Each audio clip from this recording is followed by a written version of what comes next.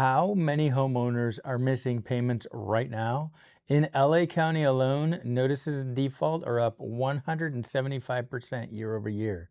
That is not a typo. Now, before all the crash bros come out and start screaming, see, 2008 is back, slow down. Because there's a layer to this story the headlines are not telling you.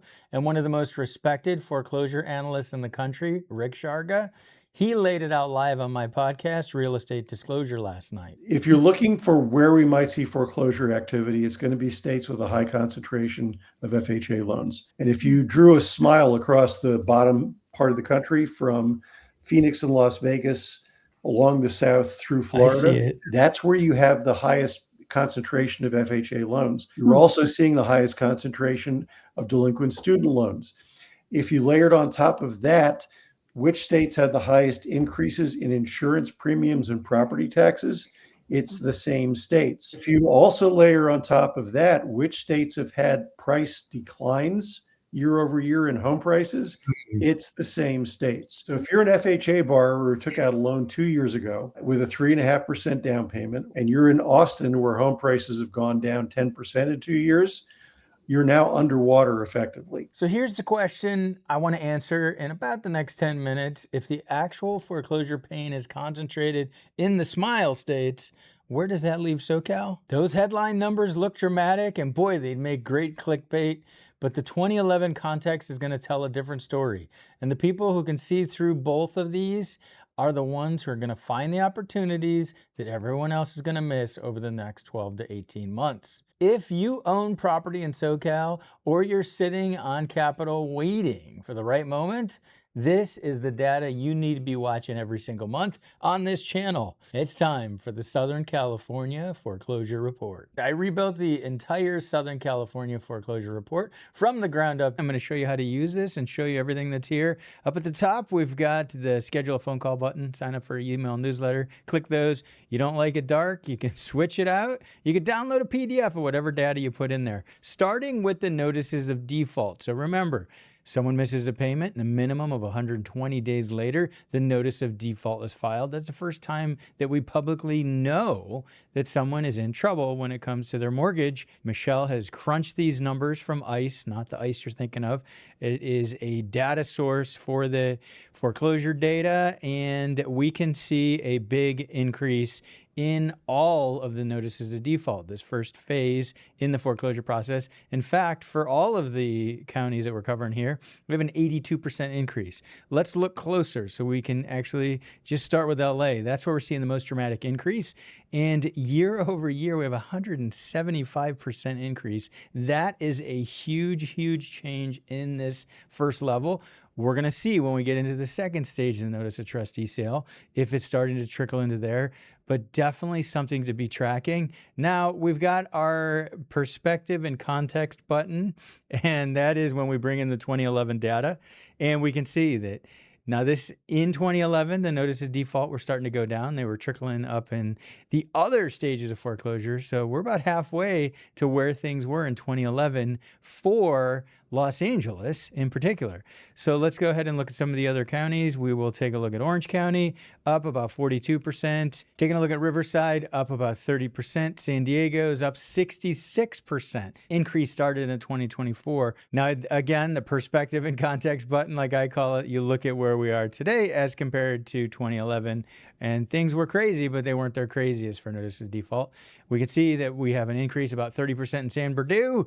And how about our buddies in Ventura, up since 2024, about 50% increase. A little bit of perspective here, about a third of the way to where we were in 2011. Notice of trustee sale is filed a minimum of 90 days after the notice of default is filed. So 120, then 90 days later, you get the notice of trustee sale. And what's on there? Well, it's the trustee sale.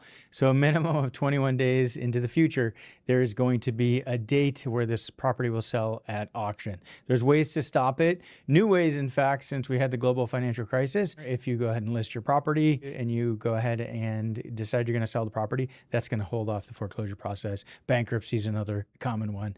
So what we can see here is we were unwinding. You can see high levels of the The notice of trustee sale, we see high levels back in 2015. We were still unwinding from the global financial crisis, and we're below those levels, but there is an increase. So about a 24% year over year increase for all these counties. Let's look a little closer. We'd like to start with Los Angeles because it's got the biggest numbers. That's up about 37.5%. Now, it dropped last year. It went to 204, then came down. Now we're at 231. So that year over year increase is after a drop in 2025. Now, perspective and context, almost 2,000 notices filed in March of 2011. Huge numbers, and pales in comparison. We're about 10% of those. Let's look at Orange County. So we're down year over year, see about a 25% drop. Riverside up about 36.5%. So 2024 started to see that increase. San Diego, we are up 2 years, continuing up 41% year over year. San Bernardino, down year over year. Ventura, you're up. You've continued to go up since 2024. Now, this dip you see here, you guys know that was the foreclosure moratorium. So properties were slowed down in going into the foreclosure process, and that was whether folks needed it or not. And again, perspective and context button. Holy cow. A lot of properties in this phase. Hey, let's take a quick pause before we get into the next phase of foreclosure. If you want to actually play with this data yourself, pull your own county up, toggle that 2011 perspective button, download the PDF. The link to sign up for the newsletter is right below. I'm not going to send you a newsletter every other day trying to sell you something. This is one I put real work into. You get monthly foreclosure data, market reports, and the info property owners need to know, plus my live podcast, Real Estate Disclosure, which is where we had Rick Sharga last night. If you're watching this because you own SoCal Real Estate or because you're waiting for the right time to buy, you should be on the list. And maybe you should be asking yourself, does your agent do all this? Okay, back to the data. This is the stage where things get real, as my kids say. Last phase, these properties are foreclosed properties. So we had foreclosures. Now these are foreclosed, went to the courthouse steps, and they were not purchased by a third party at the courthouse steps. They weren't purchased before getting to the courthouse steps. They go back to the lender. And there is a process in California, SB 1079, where after trustee sale, folks are still able to bid on the properties. Eligible bidders can buy those properties.